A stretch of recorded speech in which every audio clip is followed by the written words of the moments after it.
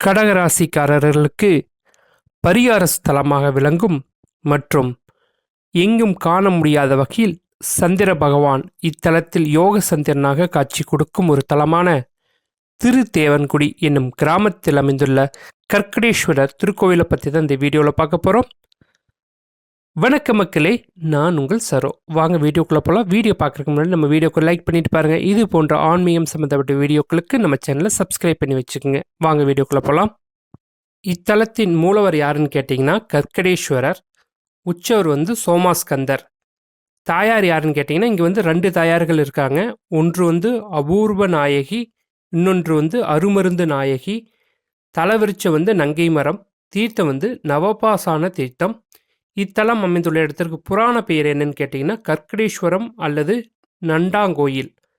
இத்தலமானது திருஞான சம்பந்தரால் தேவார பாடல் பெற்ற ஸ்தலம். காவேரி வடகரை தேவார தலங்களில் 42வது தலமாகவும் 274 தேவார பாடல் பெற்ற ஸ்தலங்களில் 42 தேவார தலமாகவும் இத்தலம் விளங்குகிறது. இத்தலத்தின் வரலாறு என்னன்னு பார்ப்போம் வாங்க. ஒரு சமயம் துர்வாச மகரிஷி சிவபூஜை செய்து கொண்டிருந்தார். அப்போது அவ்வழியாக சென்ற ஒரு கந்தர்வன் துர்வாசரின் முதிய தோற்றத்தைக் கண்டு பரிகாசம் செய்தான். அவரது பூஜை கலையும் விதமாக கைத்தட்டி அழைத்தான். ஆனாலும் துர்வாசர் திரும்பவில்லை. கந்தர்வனோ விடுவதாக இல்லை. நண்டு போல நடித்து காட்டி அவரை மேலும் கேலி செய்தான். கோபம் கொண்ட துர்வாசர் அவனை நண்டாக பிறக்கும்படி சபித்து விட்டார். வருந்திய கந்தர்வன் மன்னிப்பு வேண்டினான். அதற்கு துர்வாசர் என்ன சொன்னார்னா, சிவலிங்க பூஜை செய்து வழிபட்டால் விமோச்சனம் கிடைக்கும் என்றார். அதன்படி நண்டு வடிவில் இத்தலம் அடைந்தான் கந்தர்வன். தினமும் அருகில் உள்ள புஷ்கரணியில் மலர்களை பறித்து சுவாமிக்கு படைத்து வந்தான் கந்தர்வன். இதனிடையே அசுரர்களை அளிக்கும் சக்தி வேண்டி இந்திரன் தன் குருவின் ஆலோசனைப்படி இங்கு சிவபூஜை செய்ய வந்தான். இங்கிருந்த புஷ்கரணியில் தினமும் 1008 மலர் பறித்து சிவலிங்கத்திற்கு படைத்து பூஜித்து வந்தான் இந்திர பகவான். நண்டு வடிவில் வந்த கந்தர்வன் சிவனுக்கு மலர் படைக்கவே தினமும் இந்திரனின் பூஜையில் ஒரு மலர் குறைந்தது. இந்திரனுக்கு காரணம் புரியவில்லை. ஒரு சமயம் நண்டு பூஜை செய்வதை பார்த்து விட்டான் இந்திர பகவான்.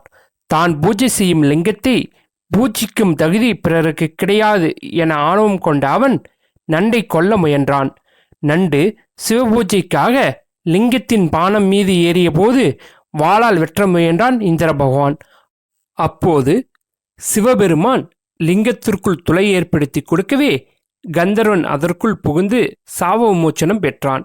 அப்போது இந்திரனின் வாள் லிங்கத்தின் மீது பட்டு காயம் உண்டானது. இன்றளவும் அந்த காயம் இருப்பதாக சொல்லப்படுகிறது. தவறை உணர்ந்த இந்திரன் சிவபெருமானிடம் மன்னிப்பு வேண்டினான்.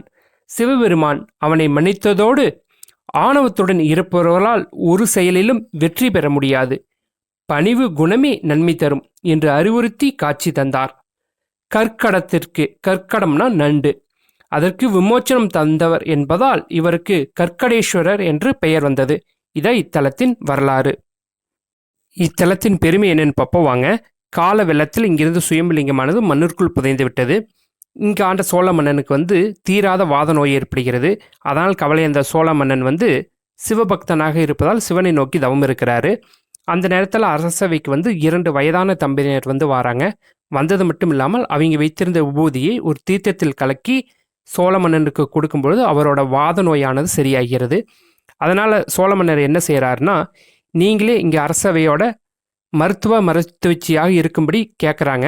ஆனால் அந்த வயதான தம்பதியினர் அதுக்கு ஒத்துக்கலை. வேண்டிய பொண்ணும் பொருளும் கொடுக்குறாங்க, அதுவும் வேணான்றாங்க. உங்களுக்கு ஏதாச்சும் ஒன்று கொடுக்கணும், தயவு செய்து ஏதாச்சும் ஒன்று கேளுங்க அப்படின்னு கேட்கும் பொழுது அந்த வயதான தம்பதியினர் இந்த இடத்திற்கு கூட்டு வந்துட்டு இதனுள் சிவலிங்கம் இருக்கிறது, அதை எடுத்து இங்கே கோவில் எழுப்பு அப்படின்னு சொல்கிறாங்க. சோழ மன்னனும் அங்குள்ள புற்றை கலைக்கும் பொழுது அங்கே சிவலிங்கம் தெரிகிறது. அந்த சிவலிங்கத்தை எடுத்துட்டு பின்னாடி பார்க்கும் பொழுது அந்த வயதான தம்பதியினர் காணா. அப்போ தான் தெரியுது வந்திருப்பது சிவனும் பார்வதியும் என்று உணர்ந்த சோழ மன்னன் இங்கே கோயிலை கட்டுறாரு. அதுவும் இல்லாமல் இந்த கோவிலில் பார்த்தீங்கன்னா 2 தாயார் சன்னதி இருக்கும். முதல்ல சிவலிங்கம் மட்டும்தான் கிடைச்சது, தாயார் கிடைக்கல. அதனால் ஒரு புதிய சிலையை ஏற்படுத்தி இங்கே மருத்துவச்சி அந்த உருவில் தானே வந்தாங்க. அதனால் அருமருந்து நாயகி அப்படின்னு பெயரில் இங்கே பிரதிஷ்டை பண்ணிட்டு கோவிலுக்கு வந்து குடமுழுக்கு திருவிழாவானது நடைபெறுகிறது. பிற்காலத்தில் குளக்கரையை தூர்வாரும் பொழுது அங்கே ஒரிஜினல் தாயார் சிலை கிடைக்கிறது. அபூர்வமாக கிடைத்ததால் அபூர்வ நாயகி என்ற பெயரில் அங்கே மறுபடியும் தாயார் சந்நிதியானது உருவாக்கப்பட்டு அந்த சிலையை வந்து பிரதிஷ்டை பண்ணுறாங்க.